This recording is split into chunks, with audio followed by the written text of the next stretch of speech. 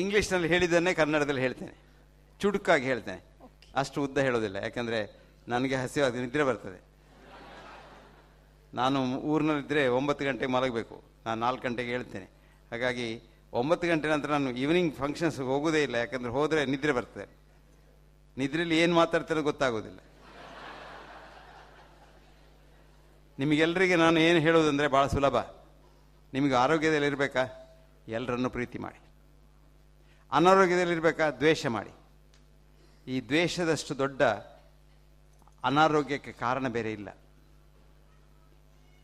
ಅದು ಆ ದ್ವೇಷವೇ ನಿಮ್ಮನ್ನು ಕೊಲ್ಲೋದು, ಆ ನೆಗೆಟಿವ್ ಥಾಟ್ಸೇ ನಿಮ್ಮನ್ನು ಕೊಲ್ಲೋದು. ಮತ್ತು ನೀವು ಸುಮ್ಮನೆ ಇದರಲ್ಲಿ ಕೊಲೆಸ್ಟ್ರಾಲ್ ಉಂಟು, ಇದು ಅಂಬಡೆ ಒಳ್ಳೆಯದಲ್ಲ, ಇದು ಪೂರಿ ಒಳ್ಳೆಯದಲ್ಲ, ಇದು ಸುಮ್ಮನೆ ಒಳ್ಳೆಯದಲ್ಲ ಅಂತ ಹೇಳಿಯೇ ಸಾಯ್ತೀರಿ ನೀವು. ಏನಾಗೋದಿಲ್ಲ. ಕೊಲೆಸ್ಟ್ರಾಲ್ ಉಂಟು. ಪ್ರೆಸಿಡೆಂಟ್ ಒಬಾಮಗೆ ಬೆಳಿಗ್ಗೆ 6 ಮೊಟ್ಟೆಯ ಆಮ್ಲೆಟ್ ಆಗಬೇಕು ಅವನು ಬ್ರೇಕ್ಫಾಸ್ಟಿಗೆ. ಎಷ್ಟು? 6 ಮೊಟ್ಟೆ. ಬಿಳಿಯಲ್ಲ, ಇಡೀ ಮೊಟ್ಟೆ. ನಿಮಗೆಲ್ಲ ಆಮ್ಲೆಟ್ ಮಾಡ್ತೀರಿ ಬಿಳಿದು, ಅದರಲ್ಲಿ ಏನೂ ಇಲ್ಲ, ಅದು ವಿಷ. ಅದು ಮೊಟ್ಟೆ ತಿನ್ನಬೇಕಾ, ಇಡೀ ಮೊಟ್ಟೆ ತಿನ್ನಿ, ಇಲ್ಲಿ ತಿನ್ನಬೇಡಿ. ಹಾಗಾಗಿ ಅದು ಇದು ತಿಂತೇನೆ ಅಂತ ಹೆದರೋದ್ರಿಂದ ನೀವು ಸಾಯ್ತೀರಿ. ಹೆದರಬೇಡಿ, ಏನೂ ತಿನ್ನಿ. ಆದರೆ 2 ವಿಷಯ ಮಾಡಿ. ಒಂದು ಐಲಿಟ್ಸ್ ಕಪ್ಲೆಟ್ ಉಂಟು. I eat when I am hungry, I drink when I am thirsty, if heavens don't fall down I will ಸರ್ಟ್ಲಿ leave till I dye. ನಾನು ಹಸಿವಾದರೆ ಊಟ ಮಾಡ್ತೇನೆ, ಬಾಯಾರಿಕೆ ಆದರೆ ಕುಡಿತೇನೆ, ಆಕಾಶ ಕೆಳಗೆ ಬೀಳ್ದಿದ್ರೆ ಸಾಯುವವರೆಗೆ ಬದುಕ್ತೇನೆ ಅಂತ. ಮತ್ತು ಒಂದು ಹೇಳ್ತೇನೆ, ದಿವಸಾಗಲೂ ಬೇಕಿದ್ರೆ ಡಾಕ್ಟ್ರನ್ನ ನೋಡಿ, ದಿವಸಾಗಲೂ ಬೇಕಿದ್ರೆ ಮಾತ್ರೆ ತೆಕ್ಕೊಳ್ಳಿ, ಅಥವಾ ಅದರ ವಿಷಯವೇ ಆಲೋಚನೆ ಮಾಡಿ ಚೆಕಪ್ ಎಲ್ಲ ಮಾಡಿಸಿ, 1 ದಿವಸ ಕೂಡ ಹೆಚ್ಚು ಬದುಕುವುದಿಲ್ಲ, ಅದು ಗ್ಯಾರಂಟಿ. ಬರ್ನಾರ್ಡ್ ಶಾ ಭಾಳ ಒಳ್ಳೇದು ಬರೀತಾನೆ ಡಾಕ್ಟರ್ಸ್ ಡಿಲೆಮಾದಲ್ಲಿ. Never try to live here forever, you will never succeed ಅಂತ. ಅದರಿಂದ ಇದೆಲ್ಲ ಪ್ರಯತ್ನ ಯಾಕೆ ಅಂದರೆ ಸಾವು ಬೇಡ ಅಂತಲ್ಲ. ನಾನು ಸಾಯುವ ಪೇಷನ್ಸಿಗೆ ಹೇಳೋದು, ಯಾಕೆ ಹೆದರ್ತೀರ? ನೀವು ಭಾಳ ಒಳ್ಳೆಯವರು. ನಿಮಗೇನು, ನೀವು ಸತ್ತ ನಂತರ ಸ್ವರ್ಗಕ್ಕೆ ಹೋಗಬೇಕಲ್ಲ, ಸಾಯೋದಿಲ್ಲ, ಸಾಯಲೇಬೇಕಲ್ವ. ಸೊ ನೀವು ಖಂಡಿತ ಸ್ವರ್ಗ ಹೋಗ್ತೀರ, ಅಷ್ಟು ಒಳ್ಳೆಯವರು ನೀವು. ಯಾಕೆ ಮತ್ತೆ ಹೆದರಿಕೆ? ಅಲ್ಲಿ ಹೋದರೆ ದೇವರೊಟ್ಟಿಗೆ ಕೂತ್ಕೊಳ್ಳೋದು. ಅಲ್ಲಿ ಸ್ವಲ್ಪ ಫುಡ್ ಕಮ್ಮಿ, ಅಂದರೆ ದೇವರು ಮತ್ತು ನೀವು ಮಾತ್ರ ಏನಾದರೂ ಸ್ಯಾಂಡ್ವಿಚ್ ಸಿಗ್ಬೋದು ಅಷ್ಟೇ. ಸಂತೋಷ ಆಯಿತು. ಧರ್ಮ, ಅರ್ಥ, ಕಾಮ, ಮೋಕ್ಷ. ಎಲ್ಲಿಯಾದರೆ ದೇವರ ಲೆಕ್ಕ ಇಡುವುದರಲ್ಲಿ ಅವರ ಚಾರ್ಟರ್ಡ್ ಅಕೌಂಟೆಂಟ್ ಸ್ವಲ್ಪ ತಪ್ಪು ಮಾಡಿದರೆ ನೀವು ನರಕಕ್ಕೂ ಹೋಗ್ಬೋದು. ಏನಂತೆ, ಅಲ್ಲಿ ತುಂಬ ಜನ ಫ್ರೆಂಡ್ಸ್ ಇದ್ದಾರೆ, ಮತ್ತು ಅಲ್ಲಿ ದೇವರು ಅಡಿಗೆಗೆ ತುಂಬ ಭಟ್ರನ್ನೆಲ್ಲ ಮಾಡಿದ್ದಾರೆ, ಒಳ್ಳೆ ಊಟ ಸಿಗ್ತದೆ. ಸೊ ಅಲ್ಲಿಯೂ ಸಂತೋಷ. ಹಾಗಿದ್ರೆ ಸಾಯಬೇಕು ಅಂತಿಲ್ಲ. ಇಲ್ಲಿ ಏನಾದರೂ ಒಳ್ಳೇದು ಮಾಡಿ, ಹೋದಲ್ಲಿ ಕೂಡ ಒಳ್ಳೇದು ಮಾಡ್ತೀರಿ ಅಂತ. ಹಾಗೆ ಹೆದರಿಕೆಯಿಂದಲೇ ಜನ ಸಾಯುವುದು, ಹೆದರಿ ಸಾಯುವುದು. ಕಾಯಿಲೆ ಹೆದರಿಕೆ, ಕಾಯಿಲೆ ಬರ್ತದೆ, ಕಾಯಿಲೆ ಬರ್ತದೆ, ಕಾಯಿಲೆ ಬರ್ತದೆ, ಸಾಗಲು ಎಣಿಸೋದು. ನನ್ನೊಬ್ಬಳು ನೇಬರ್ ಇದ್ದಾಳೆ, ಪ್ರತಿ ದಿವಸ ಬರೋದು. ಈಗ ಒಂದು 25 ವರ್ಷದಿಂದ, ನನ್ನ ಗಂಡನಿಗೆ ಡಯಾಬಿಟಿಸ್ ಡಾಕ್ಟ್ರೆ, ನನಗೆ ಬರ್ತದಾ? ಅದೇ ಗಂಡನ ಮುಟ್ಬೇಡ, ಬರ್ತದೆ ಹೇಳಿ ಹೇಳಿ ಹೇಳಿ ಹೇಳಿ ಅವಳಿಗೇನಿರಲಿಲ್ಲ. ಮೊನ್ನೆ ಸಕ್ಕರೆ ಹೆಚ್ಚಾಗಿದೆ. ಇಲ್ಲ, ನೀವು ಬರೋದಿಲ್ಲ ಅಂತ ಹೇಳಿದಿರಲ್ಲ ಡಾಕ್ಟ್ರೆ, ನೋಡಿ ಈಗ ನನ್ನ ಅವಸ್ಥೆ. ನಾನು ಹೇಳಿದೆ, ನೀನು ಸತ್ತೋಗೋದಿಲ್ಲ, ಏನಾಗೋದಿಲ್ಲ, ನಿನಗೆ ಹೆದರಬೇಡ ಅಂತ. ಇದು ಈ ಹೆದರುದು, ಆ ಹೆದರಿಕೆ ಒಂದು ಬಿಡಿ. ಮನಸ್ಸನ್ನು ಧೈರ್ಯ ಮಾಡಿಕೊಳ್ಳಿ. ನಾನು ಇದ್ದಷ್ಟು ಕಾಲ ಬದುಕ್ತೇನೆ, ಇಷ್ಟರವರೆಗೆ ನಾನು ಸರಿ ಇದ್ದೇನೆ. ನಾಳೆ ಗೊತ್ತಿಲ್ಲ, ನಾಳೆ ಗೊತ್ತಿಲ್ಲ, ನಾಳೆ ಯಾರಿಗೂ ಗೊತ್ತಿಲ್ಲ. ನಾಳೆ ಏನಾಗುತ್ತೆ. ನಾನು ಯಾವಾಗಲೂ ಹೇಳೋದು, ಸಂತೋಷ ಬೇಕಾ? 365 ಸಲ 2 ದಿವಸ ಮರ್ತಬೇಡಿ, 2 ದಿವಸಕ್ಕೆ ರಜೆ ಕೊಡಿ. ಬಾಕಿ ಉಳಿದ 363 ದಿವಸ ನಿಮಗೆ ಸಂತೋಷ. ಆ 2 ದಿವಸ ಯಾವುದು? ನಾಳೆ ಮತ್ತು ನಿನ್ನೆ. ನೀವು ಮನೆಗೆ ಹೋಗಿ ಆಲೋಚನೆ ಮಾಡಿ, ನೀವು ಯಾಕೆ ಬರಿ ಮಾಡೋದು? ನಾನು ನಿನ್ನೆ ಹಾಗೆ ಮಾಡಬಾರ್ದಿತ್ತು, ನಾನು ಹೀಗೆ ಮಾಡಿದರೆ ನನಗೆ ಲಾಭ ಹೆಚ್ಚು ಸಿಗ್ತಿತ್ತು, ನಿನ್ನೆ ಸತ್ತೋಯ್ತು, ಇವತ್ತೇನು ಮಾಡಲಿಕ್ಕೆ ಉಂಟದು ವಿಷಯ? ಅದನ್ನೇ ಬರಿ ಮಾಡಿ ಸಾಯ್ತೀರಾ? ಅಥವಾ ನಾಳೆ ಏನಾಗ್ತದ, ನನ್ನ ಮಗನ ಪರೀಕ್ಷೆ ಬಂತು, ಏನಾಗ್ತೋ, ಅದೆಲ್ಲ ಸತ್ತಿದ್ದೀರಿ. ಆ 2 ದಿವಸ ಬಿಡಿ, ಮತ್ತು ಸಂತೋಷ ಅಲ್ವಾ? ಸೊ ಮನಸ್ಸಿಗೆ ಸಂತೋಷ ಇರಲಿ. ಮನಸ್ಸೆಲ್ಲಿ ಉಂಟು? ಎಲ್ಲ ಕಡೆಯಲ್ಲಿ ಉಂಟು. ನಿಮ್ಮ ಮನಸ್ಸು ನನ್ನ ಮನಸ್ಸು ಒಂದೇ. ನಾನು ನಿಮ್ಮ ಮನಸ್ಸನ್ನು ಇನ್ಫ್ಲುಯೆನ್ಸ್ ಮಾಡ್ಬೋದು. ಅದಕ್ಕೆ ಹೇಳೋದು ಹಿಪ್ನೋಸಿಸ್ ಅಂತ. ನಾವು ಡಾಕ್ಟ್ರುಗಳೆಲ್ಲ ಎಂತ ಮಾಡೋದು? ನಿಮ್ಮನ್ನು ಮಂಗ ಮಾಡೋದು. ನೀವು ನಮ್ಮ ಮೇಲೆ ಫೇತ್ ಇದ್ದರೆ ನಾನು ಹೇಳಿದ್ದನ್ನು ನೀವು ನಂಬ್ತೀರಿ, ಸತ್ಯ ಅದು. ನಾನು ಹೇಳಿದ್ದು ಸಾಕು, ನಿಮ್ಮ ಕಾಯಿಲೆ ಗುಣ ಆಗ್ತದೆ. The most powerful 2 drugs mankind ever invented ಅಂತ ಬರೆದ ಯಾರು? Oliver Wendell Holmes. ಒಬ್ಬ ಬಹಳ ದೊಡ್ಡ ಡಾಕ್ಟ್ರು, ಹಾರ್ವರ್ಡ್ನಲ್ಲಿ ಕಲಿತ, ಹಾರ್ವರ್ಡ್ನಲ್ಲಿ ಡಾಕ್ಟರ್ ಆದ, ಕೊನೆಗೆ ಎಣಿಸಿದ ಡಾಕ್ಟ್ರ್ ಕೆಲಸ ಒಳ್ಳೆಯದಲ್ಲ ಅಂತ ಬಿಟ್ಟು ಪದ್ಯ ಬರೀಲಿ ಶುರು ಮಾಡಿದ. ಅವನು ಒಂದು ಒಳ್ಳೆ ಪದ್ಯ ಹೇಳ್ತಾನೆ, the 2 most powerful drugs mankind has ever invented on this planet are the 2 kind words of a good doctor. Doctor ಒಳ್ಳೆಯವನಾಗಿರ್ಬೇಕು. ನಾನು ಯಾವಾಗಲೂ ನಮ್ಮ ಸ್ಟೂಡೆಂಟ್ಸ್ಗೆ ಹೇಳೋದು, ರಾಜೇಂದ್ರನಿಗೆ ಗೊತ್ತುಂಟು, ನೀನು ಕಲಿತ ನಿನ್ನ ಡಿಗ್ರಿ ಮುಖ್ಯ ಅಲ್ಲ, ನೀನು ಎಂಥ ಮನುಷ್ಯ ಅದು ಮುಖ್ಯ. ನಿನಗೆ ಪ್ರೀತಿ ಇರಬೇಕು, ನಿನಗೆ ಎಂಪತಿ ಇರಬೇಕು, ಸಿಂಪತಿ ಅಲ್ಲ. ಸಿಂಪತಿ ಎಲ್ರಿಗುಂಟು, ಓ ಪಾಪ ಅವನಿಗೆ ಸೀಕು ಅತ್ಲೇ ಹೋದವ ಬರ್ತೈತೆ. ಎಂಪತಿ ಅಂದರೆ ಅವನಿಗೆ ಸೀಕು ಅಂದರೆ ನಿಮಗೆ ಸೀಕು ಬಂದಷ್ಟು ನಿಮಗೆ ಕಷ್ಟ ಆಗಬೇಕು. ಅದಕ್ಕೆ ನೀವೇನಾದರೂ ಮಾಡಬೇಕು. ಅದಕ್ಕೆ ಡಾಕ್ಟ್ರಿಗೆ ಹೇಳೋದು, ಅದನ್ನು ನೀವು ಜೀವನದಲ್ಲಿ ಅಳವಡಿಸಿ.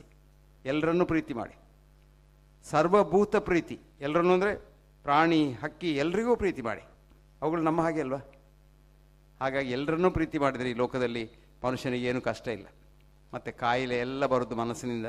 ದೇಹಕ್ಕೆ ಕಾಯಿಲೆ ಬರೋದಲ್ಲ. ದೇಹ ಅಂದರೆ ಮನಸ್ಸೇ. ಈಗ ಕ್ವಾಂಟಮ್ ಫಿಸಿಕ್ಸ್ನಲ್ಲಿ ದೇಹಕ್ಕೆ ಮನಸ್ಸಿಗೆ ಏನು ವ್ಯತ್ಯಾಸ ಇಲ್ಲ, ಮ್ಯಾಟ್ರಿಗೂ ಎನರ್ಜಿಗೆ ಏನು ವ್ಯತ್ಯಾಸ ಇಲ್ಲ, ಶಕ್ತಿಗೂ ವಸ್ತುವಿಗೆ ಏನು ವ್ಯತ್ಯಾಸ ಇಲ್ಲ. ಅದು ಎರಡು ಒಂದೇ. ಅದಕ್ಕೆ ಎ ಡ್ಯುಯಾಲಿಟಿ ಅಂತ ಹೇಳೋದು, ಅದಕ್ಕೆ ಅದ್ವೈತ ಅಂತ ಹೇಳೋದು. ಆ ಅದ್ವೈತವನ್ನು ನಾವು ನೆನೆಸಿದರೆ, ನಾವು ಸುಖದಲ್ಲಿದ್ದರೆ, ಬೇರೊಬ್ಬರು ಸುಖದಲ್ಲಿ ಇರಬೇಕು ಅಂತ ಎಣಿಸಿದರೆ, ಇನ್ನೊಬ್ರು ಹಾಳಾಗಬಾರ್ದು ಅಂತ ಎಣಿಸಿದರೆ ನಿಮಗೇನಾಗೋದಿಲ್ಲ. ಇನ್ನೊಬ್ರು ಹಾಳಾಗಬಾರ್ದು ಆಗಬೇಕು ಎಣಿಸಿದರೆ ನಿಮ್ಮ ಕಣಗಳೇ ನಿಮ್ಮ ಕಣಗಳನ್ನು ದ್ವೇಷಿಸ್ತವೆ. ನಿಮ್ಮ ಕಣವನ್ನು ಎಷ್ಟು ಪ್ರೀತಿ ಮಾಡ್ತಂತ ಹೇಳಿದೆಲ್ಲ, ಎಲ್ಲ ಕಣಗಳು ಡಾನ್ಸ್ ಮಾಡ್ತವೆ. ಮತ್ತು ಈ ಕ್ರಿಮಿಗಳನ್ನು ಕೊಲ್ಲಿಕ್ಕೆ ಹೋಗಬೇಡಿ. ಡೆಟಾಲ್ ಸಾಬೂನು ಮತ್ತು ಎಂಥದ್ದು ಅದೆಲ್ಲ ಹಾಕ್ಲಿಕ್ಕೆ ಹೋಗಬೇಡಿ. ಕ್ರಿಮಿಗಳು ಬೇಕು ನಮಗೆ. ಕ್ರಿಮಿ ಇಲ್ಲದಿದ್ದರೆ ನೀವು ಸಾಯ್ತೀರ. ಬಾಯಿಯಿಂದ ಕುಂಡೆವರೆಗೆ ಎಷ್ಟು ಕ್ರಿಮಿ ಉಂಟು ಗೊತ್ತುಂಟ? ಎಷ್ಟುಂಟು? 10⁻13 100,000 ಬಿಲಿಯನ್ ಜರ್ಮ್ಸ್. ಅವುಗಳಿದ್ದರೆ ಮಾತ್ರ ನಿಮಗೆ ಆರೋಗ್ಯ.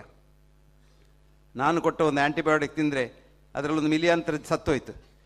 ಒಂದು ವಾರಕ್ಕೆ ನಿಮಗೆ ಟೇಸ್ಟ್ ಇಲ್ಲ ಬಾಯಲ್ಲಿ, ಹೊರಗಡೆ ಸರಿ ಇಲ್ಲ, ಹೊಟ್ಟೆಯಲ್ಲಿ ಗುಡುಗುಡು. ಇದೆಲ್ಲ ಯಾಕೆ? ಕ್ರಿಮಿಗಳನ್ನು ಕೊಂದಿದ್ದೀರಾ. ನಿಮ್ಮ ಕ್ರಿಮಿಗಳು ಒಳ್ಳೆದಿದ್ದರೆ, ಈಗ ಲೇಟೆಸ್ಟ್ ಅಂತ ಗೊತ್ತಾ ನಿಮಗೆ, ಬಹಳ ಜೋರಿನ ಕ್ರಿಮಿ ಕಾಯಿಲೆ ಬಂದು ಸಾಯುವ ಪೇಷಂಟ್ಸಿಗೆ ಯಾವ ಆ್ಯಂಟಿಬಯೋಟಿಕ್ಸ್ ವರ್ಕ್ ಆಗದಿದ್ದರೆ ಇನ್ನೊಬ್ಬರ ಮಲ ಕೊಡೋದು, ಫೀಕಲ್ ಟ್ರಾನ್ಸ್ಪ್ಲಾಂಟ್ ಅಂತ. ಅದನ್ನೇ ಈಗ ಒಂದು ಸ್ಟೆಪ್ ಮೇಲೆ ಹೋಗಿದ್ದಾರೆ ಅಮೆರಿಕದಲ್ಲಿ. ಅದರ ಹಳದಿ ಬಣ್ಣ ತೆಗೆದು ಅದನ್ನೇ ನೀರನ್ನು ಒಂದು ಕ್ಯಾಪ್ಸೂಲಲ್ಲಿ ಹಾಕ್ತಾರೆ. ಅದು ಪೂಪ್ ಕ್ಯಾಪ್ಸೂಲ್ ಅಂತ ಹೇಳೋದು. $5 ಅದಕ್ಕೆ. ನಿಮಗೇನಾದರೂ ಆರೋಗ್ಯ ಒಳ್ಳೆಯದಾಗಬೇಕಾದ್ರೆ ಒಂದು 2 ಕ್ಯಾಪ್ಸೂಲ್ ತಿಂದರೆ ಆಯ್ತು. ನಾವೆಲ್ಲ ಸಣ್ಣದಿರುವಾಗ ಇಷ್ಟಿಷ್ಟು ಉದ್ದದ ಹುಳ ಬರ್ತಾ ಇತ್ತು ಇತ್ಲಾಗಿಂದ ಅಲ್ವಾ ನೇರೆ? ಆ ಹುಳ ಹೊಟ್ಟೆಯಲ್ಲಿದ್ದರೆ ನಿಮ್ಮ ಆರೋಗ್ಯ ಬಹಳ ಒಳ್ಳೆಯದು. ಅದಕ್ಕೀಗ ಅಮೆರಿಕದಲ್ಲಿ ಅದರದ್ದೇ ಇದು ಸಿಗ್ತದೆ, ಸ್ಯಾಶೆ. ಆ ಹುಳದ ಮೊಟ್ಟೆ ಒಂದು $5 ಕೊಟ್ಟು ಅದನ್ನು ತಿನ್ನೋದು ಗಟ್ಟಿಯಾಗಿ. ಇದರ ಅರ್ಥ ಏನು? ನಮ್ಮ ಪೂರ್ವಜರು, ನಮ್ಮ ಅಜ್ಜಿ ಏನು ಹೇಳ್ತಾ ಇದ್ರು ಅದೆಲ್ಲ ಕರೆಕ್ಟ್. ರುಸ್ತುಮ್ ರಾಯ್ ಅವರು ಬಹಳ ದೊಡ್ಡ ರಿಸರ್ಚ್ ಮಾಡಿದ್ರು. ಅವ್ರಿಗೆ 21 ಸಲ ನೊಬೆಲ್ ನಾವೆಲಿಸ್ಟ್ ಆಗಿದೆ. ಎಂಥದಕ್ಕೆ? ಅವ್ರ ಅಜ್ಜಿ ಅವ್ರಿಗೆ ಹೇಳ್ತಾ ಇದ್ರು, ಅವ್ರು ಚಿಕ್ಕದಿರುವಾಗ, ಬೆಳ್ಳಿ ಬಟ್ಟಲಿನಲ್ಲಿ ಊಟ ಮಾಡು, ಬೆಳ್ಳಿ ತಟ್ಟೆಯಲ್ಲಿ ನೀರು ಕುಡಿ. ಇವರು ದೊಡ್ಡ ಸೈಂಟಿಸ್ಟ್ ಆದರು, ಮೆಟೀರಿಯಲ್ ಸೈಂಟಿಸ್ಟ್ ಆದರು. ಅವ್ರು ಹೇಳ್ತಿದ್ರು, ಯಾಕೆ ನಮ್ಮ ಅಜ್ಜಿ ಹೇಳ್ತಾ ಇದ್ರು ಈ ಸಿಲ್ವರ್ನಲ್ಲಿ ಎಂತ ಉಂಟು ಅಂತ ಸ್ಟಡಿ ಮಾಡಿ ಅವರು ನ್ಯಾನೋ ಸಿಲ್ವರ್ ಕಂಡು ಹುಡುಕಿದ್ರು. ಈಗ ನಾವು ನ್ಯಾನೋ ಸಿಲ್ವರ್ ಮಾಡ್ತೇವೆ, ಮಂಗಳೂರಿನಲ್ಲಿ ಮಾಡ್ತೇವೆ. ಎಂಥ ಕಾಯಿಲೆ ಇದ್ರೂ ಗುಣ ಆಗ್ತದೆ, ಎಂಥ ಕ್ರಿಮಿ ಸತ್ತು ಹೋಗ್ತದೆ ಅದರಲ್ಲಿ. ನಿಮ್ಮ ತೆಂಗಿನ ಎಣ್ಣೆಯಲ್ಲಿ ಕೊಬ್ಬರಿ ಎಣ್ಣೆ, ಮೈಸೂರವ್ರು ತೆಂಗಿನ ಎಣ್ಣೆ ಅಂದರೆ ಅರ್ಥ ಆಗೋದಿಲ್ಲ. ಕೊಬ್ಬರಿ ಎಣ್ಣೆಯಲ್ಲಿ ಎಷ್ಟು ಶಕ್ತಿ ಉಂಟು ಅಂದರೆ, ನೀವು ಮನೆಯಲ್ಲಿ ನೊಣ ಎಲ್ಲ ಇದ್ದರೆ ನಿಮ್ಮ ಊಟ ಮಾಡೋ ಮೇಜಿಗೆ ತೆಂಗಿನ ಎಣ್ಣೆಯಲ್ಲಿ ಒರೆಸಿಬಿಡಿ. ಆ ನೊಣ ಅದರಲ್ಲಿ ಕೂತ್ಕೊಂಡ್ರೆ ಆ ನೊಣ ಕೂತ ಕಾಲಲ್ಲಿ ಏನು ಕ್ರಿಮಿ ಇದ್ದರೆ ಅದು ಕೂಡಲೇ ಸತ್ತು ಹೋಗ್ತದೆ. ಎಷ್ಟು ಅದ್ಭುತವಾದ ಎಲ್ಲ ಕ್ರಿಮಿಗಳಿದೆ ಈ ನಿಸರ್ಗದಲ್ಲಿ, ಏನೆಲ್ಲ ಉಂಟು. ನೀವು ನಿಮ್ಮ ಮನೆಯ ನಾಯಿಯನ್ನು, ಬೆಕ್ಕನ್ನು ನೋಡಿ, ಅದು ಹೊಟ್ಟೆ ನೋವಾದರೆ ಅದು BMI ಗಿಡ ಅಂತ ಮಂಗನ ಹತ್ರ ಹೋಗೋದಿಲ್ಲ, ಅದು ತೋಟಕ್ಕೆ ಹೋಗ್ತದೆ. ನಾನು ಎಷ್ಟೋ ನಾಯಿಗಳನ್ನು ನೋಡ್ತೇನೆ ವಾಕಿಂಗ್ ಹೋಗುವಾಗ, ಹುಲ್ಲು ತಿನ್ನೋದು. ನಾಯಿ ಹುಲ್ಲು ತಿನ್ನೋದು ಕೇಳಿದ್ದೀರಾ? ಹುಲ್ಲು ತಿಂದು ಹುಡುಕ್ತದೆ. ಅದಕ್ಕೆ ಅದು ಗೊತ್ತುಂಟು, ಅದಕ್ಕೆ ಇಂಟ್ಯೂಷನ್ ಉಂಟು. ನಮಗೂ ಇತ್ತು, ಶಾಲೆಗೆ ಹೋಗಿ ಅದೆಲ್ಲ ಸತ್ತೋಯ್ತು. ಶಾಲೆಗೆ ಹೋಗೋ ಮೊದಲು ನಿಮಗೂ ಗೊತ್ತಿತ್ತು ಹೊಟ್ಟೆ ನೋವಾದರೆ ಯಾವ ಹುಲ್ಲು ತಿನ್ನೋದು ಅಂತ. ಅದನ್ನು ಮನೆಯಲ್ಲಿ ಹೇಳಿಕೊಟ್ರು ಸರಿ ಮಾಡಲಿಲ್ಲ, ಯಾರು ಮಾಡಲಿಲ್ಲ. ಹಾಗಾಗಿ ನಿಸರ್ಗದಲ್ಲಿ ಎಲ್ಲ ಉಂಟು. ನಮ್ಮನ್ನೆಲ್ಲ ಮಾಡಿದ್ದು ಡಾಕ್ಟ್ರ್ ಇರ್ತಾರೆ ಅಂತಲ್ಲ, ಅಥವಾ ಬೈಪಾಸ್ ಸರ್ಜರಿ ಇರ್ತಾರೆ ಅಂತಲ್ಲ. ನಾವಿಲ್ಲಿ 9 ಲಕ್ಷ ವರ್ಷದಿದ್ದೇವೆ. 900,000 years in 50,000 generations. ಇದೆಲ್ಲ ನಾವು ಮಾಡೋದೆಲ್ಲ ಈ ಆಟ ಉಂಟಲ್ಲ, ಒಂದು 50 ವರ್ಷದ್ದು. ನಾನು 60 ವರ್ಷದ ಹಿಂದೆ ಸ್ಟೂಡೆಂಟ್ ಆಗಿರೋ ಇದೆಲ್ಲ ಕುಸ್ತಿಯೆಲ್ಲ ಏನೂ ಇರಲಿಲ್ಲ. ರೀಸೆಂಟ್ಲಿ ನಾನೊಂದು ಸ್ಟಡಿ ಮಾಡಿದೆ. ನಮ್ಮ ಸ್ಟ್ಯಾನ್ಲಿ ಹಾಸ್ಪಿಟ್ಲಲ್ಲಿ 50 ವರ್ಷದ ಹಿಂದೆ ಎಷ್ಟು ಜನ ಬಂದಿದ್ರು ನಡ್ಕೊಂಡು, ಎಷ್ಟು ಜನ ನಡ್ಕೊಂಡು ಹೋಗಿದ್ದಾರೆ ಹಿಂದೆ, ಚಟ್ಟದಲ್ಲೆಲ್ಲ ಹೀಗೆ ನಡ್ಕೊಂಡು ಹೋಗಿದ್ದಾರೆ. ಆ ಸಂಖ್ಯೆ ಈಗ ಹೆಚ್ಚಾಗಿದೆ, ಆವಾಗ ಇರಲಿಲ್ಲ ಇಷ್ಟು. ಡಾಕ್ಟ್ರುಗಳೆಲ್ಲ ರಜೆ ಮಾಡಿದರು, ಕೆಲವು ಕಡೆಯಲ್ಲಿ ಸ್ಟ್ರೈಕ್ ಮಾಡಿದರು. 5 ದೇಶದಲ್ಲಿ 25 ವರ್ಷದಲ್ಲಿ. ಸಸ್ಕಚವಾನ್ ಇನ್ ಕ್ಯಾನಡಾ 25 ವರ್ಷದ ಹಿಂದೆ, ಬೊಗೋಟಾ ಇನ್ ಕೊಲಂಬಿಯಾ 15 ವರ್ಷದ ಹಿಂದೆ, ಲಾಸ್ ಆಂಜಲೀಸ್ ಕೌಂಟಿ, ಡಬ್ಲಿನ್, ಈಗ ರೀಸೆಂಟ್ಲಿ ಇಸ್ರೇಲ್ನಲ್ಲಿ. ಡಾಕ್ಟರ್ ನಮಗೆ ಸಂಬಳ ಹೆಚ್ಚು ಕೊಡಬೇಕು, ನಾವು ಕೆಲಸ ಮಾಡೋದಿಲ್ಲ ಅಂತ. ನರ್ಸಸ್ ರ್ಯಾನ್ ದ ಹಾಸ್ಪಿಟಲ್ 3 ತಿಂಗಳಿಂದ 6 ತಿಂಗಳವರೆಗೆ. ಸಾಯುವವರ ಸಂಖ್ಯೆ ಇಲ್ಲ, ಕಮ್ಮಿ ಆಯಿತು. ಮಾರ್ಬಿಡಿಟಿ ಇಲ್ಲ. ಇಸ್ರೇಲ್ನಲ್ಲಿ ಈ ಮಾರ್ಟಿಷಿಯನ್ಸ್ ಇದ್ದಾರಲ್ಲ, ಕಾಫಿನ್ ಮಾಡೋರು, ಅವರು ಸರ್ಕಾರಕ್ಕೆ ಲಂಚ ಕೊಟ್ಟು ಡಾಕ್ಟ್ರಿಗೆ ಹೆಚ್ಚು ಸಂಬಳ ಕೊಟ್ಟು ಅವರು ಬರ್ತೀವಿ ಹೇಳಿ. ಬ್ರಿಟಿಷ್ ಮೆಡಿಕಲ್ ಜರ್ನಲ್ ಬಹಳ ಒಂದು ಒಳ್ಳೆ ಎಡಿಟೋರಿಯಲ್ ಬರೀರಿ, doctors going on strike will subtly improve society's health ಅಂತ. ಹಾಗಾಗಿ ಡಾಕ್ಟ್ರ್ ಬೇಕು ನಿಮಗೆ, ಪ್ರತಿ ಮನೆಗೊಂದು ಡಾಕ್ಟ್ರ್ ಬೇಕು. ಡಾಕ್ಟ್ರ್ ಇಲ್ಲದಂತೆ ಮನೆ ಇರಬಾರ್ದು. ಅದಕ್ಕೆ ಹೇಳೋದು ಫ್ಯಾಮಿಲಿ ಫಿಸಿಷಿಯನ್. ಯಾಕೆ? ನಿಮಗೆ ನಿಮ್ಮಷ್ಟಕ್ಕೆ ಔಷಧಿ ತೆಕ್ಕೊಳ್ಬೇಡಿ, ಕಾಯಿಲೆಗಳನ್ನು ಏನು ಇದು ಮಾಡಬೇಡಿ, ನೆಗ್ಲೆಕ್ಟ್ ಮಾಡಬೇಡಿ. ಏನೋ ಒಂದು ಸಿಮ್ಟಮ್ ಇದ್ದರೂ ಡಾಕ್ಟ್ರ್ ಹತ್ರ ಹೋಗಿ ಕೇಳಿ, ಯಾಕೆ ಉಂಟು ನನಗೆ ಒಂದು ಕನ್ಸಲ್ಟೇಷನ್. ನಾನು ಡಾಕ್ಟ್ರಿಗೆ ಹೇಳೋದು, ನೀವು ಕನ್ಸಲ್ಟೇಷನ್ ಫೀಸ್ 10,000 ರೂಪಾಯಿ ಮಾಡಿ, ಆಂಜಿಯೋಪ್ಲಾಸ್ಟಿ ಸುಮ್ಮನೆ ಮಾಡಿ 50 ಲಕ್ಷ ತೆಕ್ಕೊಳ್ಳೋದು ಬೇಡ. ಇಷ್ಟೇ ವ್ಯತ್ಯಾಸ. ದುಡ್ಡು ತೊಂದರೆ ಇಲ್ಲ, ದುಡ್ಡು ಬರಬೇಕು, ದುಡ್ಡು ಬರ್ತದೆ. ಆದರೆ ದುಡ್ಡು ಮತ್ತು ಅವನ ಹೆಣ ಎರಡೂ ಹಿಂದೆ ಕೊಡೋದು ಬೇಡ ಅಂತ. ಮುಂಚಿನ ಕಾಲದಲ್ಲಿ ಆಯುರ್ವೇದದಲ್ಲಿ ಹೇಳ್ತಾನೆ, ವೈದ್ಯರಾಜೋ ನಮಸ್ತುಭ್ಯಂ, ಯಮರಾಜ ಸಹೋದರ, ನಿನಗೆ ನಮಸ್ಕಾರ, ಯಾಕಂದರೆ ನೀನು ಯಮರಾಜನ ತಮ್ಮ. ಅದು ಇನ್ಸಲ್ಟ್ ಅಲ್ಲ, ಪ್ರೈಸ್. ಯಮರಾಜ ಒಬ್ಬನೇ ಎಥಿಕಲ್ ರಾಜ. ಅವನು ನಾಯಿಯನ್ನಾಗಲಿ ಮನುಷ್ಯನ ಒಂದೇ ರೀತಿ ಕೊಲ್ತಾನೆ, ರಾಜನನ್ನು ಹಾಗೆ ಕೊಲ್ತಾನೆ. ಹಾಗಾಗಿ ಅವನು ಒಳ್ಳೇದು. ಆದರೆ 2ನೇ ಲೈನ್ ಉಂಟದು ಒಳ್ಳೆಯದಲ್ಲ. ಯಮಸ್ತು ಹರತೆ ಪ್ರಾಣಾನ್, ಯಮ ಮಾತ್ರ ಪ್ರಾಣ ತೆಕ್ಕೊಂಡು ಹೋಗ್ತಾನೆ. ವೈದ್ಯೋ ಪ್ರಾಣಾನ್ ಧನಾನೀಚ, ನೀನು ದುಡ್ಡು ಪ್ರಾಣ ಎರಡು ಕೊಂಡು ಹೋಗ್ತೀಯ. ಇದು ಎಲ್ಲಿವರೆಗೆ ಬಂದೆ ಅಂದರೆ, ಕಾರ್ಪೊರೇಟ್ ಹಾಸ್ಪಿಟಲಲ್ಲಿ ನೀವು ಅಲ್ಲಿ ಹೋದರೆ ಕ್ಯಾನ್ಸರ್ ಅಂದರೆ, ಕ್ಯಾನ್ಸರ್ಗೆಲ್ಲ ನಮ್ಮ ಹತ್ರ ಹೊಸ ಮದ್ದುಂಟು, ಒಂದು ಇಂಜೆಕ್ಷನ್ಗೆ 2.5 ಲಕ್ಷ ಅಂತ ಹೇಳ್ತಾರೆ. ಕೊಟ್ಟು ನೀವು ಸತ್ತ ನಂತರ ಒಂದು 50 ಲಕ್ಷ ರೂಪಾಯಿ ಆದರೆ, 1 ರೂಪಾಯಿ ಕಮ್ಮಿ ಆದರೆ ಹಣ ಕೊಡೋದಿಲ್ಲ. ಹಣ ಕೊಡದಿದ್ದರೆ ಹೆಣ ವಾಪಸ್ ಇಲ್ಲ ಅಂತ. ಇದು ನಮ್ಮ ಫಿಲಾಸಫಿ. ಹಾಗಾಗಿ ಇದೆಲ್ಲ ಸ್ಟೇಜಿಗೆ ಹೋಗೋದು ಬೇಡ. ಇನ್ನೀಗ ನಮಗೆ ಹೇಳ್ತಾ ಇದ್ರು, 50,000 ರೂಪಾಯಿಗೆ 53 ಕಾಯಿಲೆ ಹೋಗ್ತದೆ, ಇನ್ಶೂರೆನ್ಸ್ ಬನ್ನಿ ಅಂತ. ಇನ್ಶೂರೆನ್ಸ್ ಕಂಪನಿಯವರು ನಿಮ್ಗೆ ಒಳ್ಳೇದು ಮಾಡಲಿಕ್ಕೆ ಆಡಿದ್ದಲ್ಲ, ಅವ್ರಿಗೆ ಹಣ ಮಾಡಲಿಕ್ಕೆ. ಇದೆಲ್ಲ ಹೇಳಿ ನಿಮಗೆ ಮತ್ತೆ ನೀವು ಅಲ್ಲಿ ನಿಜವಾಗಿ ಬರುವಾಗ ಕಾರು ಇನ್ಶೂರೆನ್ಸ್ ಮಾಡ್ತೇವೆ ಅಲ್ವಾ. ನಾನು ಮೊನ್ನೆ ನನ್ನ ಕಾರಿಗೆ ಒಂದು ದನ ಬಂದು ಹೊಡೀತು. ನಮ್ಮ ಡ್ರೈವರ್ ಡ್ರೈವ್ ಮಾಡ್ತಾಯಿದ್ದ, ದನ ಬಂದು ಹೊಡೀತು. ಸರಿ, ಅದು ಹೋಂಡಾ ಅಕಾರ್ಡ್, ಅದು ಹೋಂಡಾ ಕಂಪನಿ ಕಳಿಸಿದ್ರೆ ಸಾಕು. ಬಿಲ್ ಎಷ್ಟಾಯಿತು? 3.5 ಲಕ್ಷ ರೂಪಾಯಿ. ಇನ್ಶೂರೆನ್ಸ್ನವ್ರು ಎಷ್ಟು ಕೊಟ್ಟರು? 26,000 ರೂಪಾಯಿ. ಯಾಕಂದರೆ ಅದರಲ್ಲಿ ಸಣ್ಣ ಲೆಟ್ನಲ್ಲಿ ಬರೆದಿದೆ, ಇದು ಎಂಥದ್ದು, fibre optic things not covered. ನಮ್ಮದು ಬೋನಟ್ ಹೋಗಿದೆ, ನಮ್ಮದು ಬಂಪರ್ ಹೋಗಿದೆ, ಎಲ್ಲ ಹೋಗಿದೆ.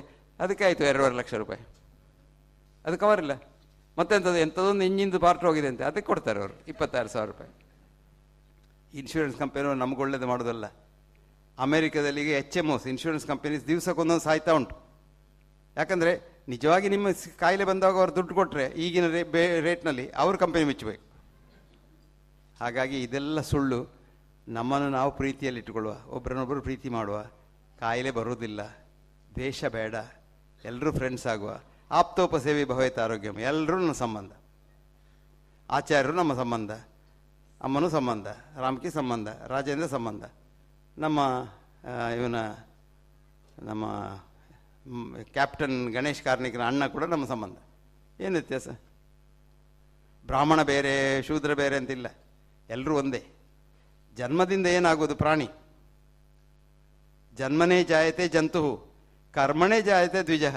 ಒಳ್ಳೆ ಕೆಲಸ ಮಾಡಿದ್ರೆ ಬ್ರಾಹ್ಮಣ ಆಗ್ತೀರಿ ಅಷ್ಟೇ, ಒಳ್ಳೆ ಕೆಲಸ ಮಾಡದಿದ್ರೆ ನೀವು ಶೂದ್ರನೇ. ಹಾಗಾಗಿ ನಾವೆಲ್ಲರನ್ನು ಪ್ರೀತಿ ಮಾಡುವ, ಮೇಲೆ ಕೆಳೆ ಅಂತ ಬೇಡ. ಮತ್ತು ಅವನು ದೊಡ್ಡವನು, ಅವನಿಗೆ ದೊಡ್ಡ ನಮಸ್ಕಾರ, ನಾನು ಸಣ್ಣವನು, ನಿನಗೆ ಸಣ್ಣ ನಮಸ್ಕಾರ ಇಲ್ಲ, ಎಲ್ರಿಗೂ ಒಂದೇ ನಮಸ್ಕಾರ. ಪ್ರೀತಿ ಬೇಕು. ಹಾಗಾಗಿ ಆರೋಗ್ಯದಲ್ಲಿರಬೇಕಾದ್ರೆ ಪ್ರೀತಿ ಮಾಡಿ. ಕಾಯಿಲೆ ಬರೋದು ಮನಸ್ಸಿನಲ್ಲಿ, ದೇಹದಲ್ಲೆಲ್ಲ. ದೇಹವನ್ನು ಚೆಕ್ ಮಾಡಬೇಡಿ, ಮನಸ್ಸನ್ನು ಚೆಕ್ ಮಾಡಿ. ಆದರೆ ನಮ್ಮ ಹತ್ರ ಈಗ ಮನಸ್ಕೋಪ್ ಇಲ್ಲ, ಮೈಂಡೋಸ್ಕೋಪ್ ಇಲ್ಲ, ಎಲ್ಲ ಸ್ಕೋಪ್ ಉಂಟು. ರಾಜೇಂದ್ರ ಹತ್ರ ಹೋದರೆ ಅವನು ಒಳಗೆ ಹೊಟ್ಟೆ ಒಳಗೆ ಹಾಕ್ತಾನೆ. ಈಗ ಅವರು 2 ಜನ ಹೋಗ್ತಾರೆ, ಒಬ್ಬ ಬಾಯಿಯಿಂದ ಒಬ್ಬ ಕೊಂಡೆಯಿಂದ, ಮತ್ತು ನಡುವಿನಲ್ಲಿ ಬಂದು ಹಾಯ್ ಅಂತ ಹೇಳಿ ಹೇಳ್ತಾರೆ. ಈಗ ಒಬ್ಬರೊಬ್ರು ಹೋಗೋದಿಲ್ಲ, 2 ಗ್ಯಾಸ್ಟ್ರೋಎಂಟ್ರಾಲಜಿ ಒಟ್ಟಿಗೆ ಹೋಗೋದು. ಸೊ ಇದೆಲ್ಲ ಬೇಡ, ಮೈಂಡೋಸ್ಕೋಪಿ ಬೇಕು. ಪೇಷಂಟ್ನ ಮನಸ್ಸನ್ನು ತಿಳ್ಕೊಳ್ಬೇಕು, ಅಂಥ ಶಕ್ತಿ ಡಾಕ್ಟ್ರಿಗೆ ಇರಬೇಕು. ಕಾಯಿಲೆ ಏನು ಅಂತ ಅವನೇ ಹೇಳ್ತಾನೆ. ಕೊನೆಗೊಂದು ಮಾತು ಹೇಳ್ತೇನೆ ನಿಮಗೆ. ನಮ್ಮ ದೊಡ್ಡ ಡಾಕ್ಟ್ರ್ ಇದ್ದರು, ಅವ್ರು ಹೇಳಿದರು, if you listen to your patient long enough, he will tell you what is wrong with him. ಇವತ್ತು ಯಾರು ಡಾಕ್ಟ್ರಿಗೆ ಮಾತಾಡ್ಲಿಕ್ಕೆ ಪುರ್ಸೋತುಂಟು? ಅವ್ರ ಹೆಸರು ಲಾರ್ಡ್ ಪ್ಲಾಟ್ ಅಂತ. ಅವರು ದೊಡ್ಡ university college hospital professor medicine ಆಗಿದ್ದರು, ಬಹಳ ದೊಡ್ಡ ಜನ ಅವರು. ಅವರು ಸಾಯುವ ಮೊದಲೊಂದು ಆರ್ಟಿಕಲ್ ಬರೆದಾರೆ, how to avoid modern medicine ಅಂತ. ಇದರೆಲ್ಲ ಈ ಉಪದ್ರ ಇಲ್ಲದೆ ಹೇಗೆ ಬದುಕುವುದು ಅಂತ ಒಳ್ಳೆ ಆರ್ಟಿಕಲ್, ನೀವು ಓದಿ. ಲಾರ್ಡ್ ಪ್ಲಾಟ್ ಅಂತ ಅವರ ಹೆಸರು, PLATT, how to avoid modern medicine. ಅದು ಬಹಳ ಹಿಂದೆ ಬರೆದದ್ದು, ಸಿಗ್ತದೆ ಇಲ್ಲೋ ಇಂಟರ್ನೆಟ್ನಲ್ಲಿ ಗೊತ್ತಿಲ್ಲ, ಸಿಗ್ಬೋದು. ಹಾಗಾಗಿ ನಿಮಗೆಲ್ಲ ನಮಸ್ಕಾರ. ನೀವು ತುಂಬ ಪ್ರೀತಿ ಮಾಡಿದ್ದೀರಾ, ನಾನು ನಿಮ್ಮನ್ನೆಲ್ಲ ಪ್ರೀತಿ ಮಾಡ್ತೀನಿ. ನಮಸ್ಕಾರ.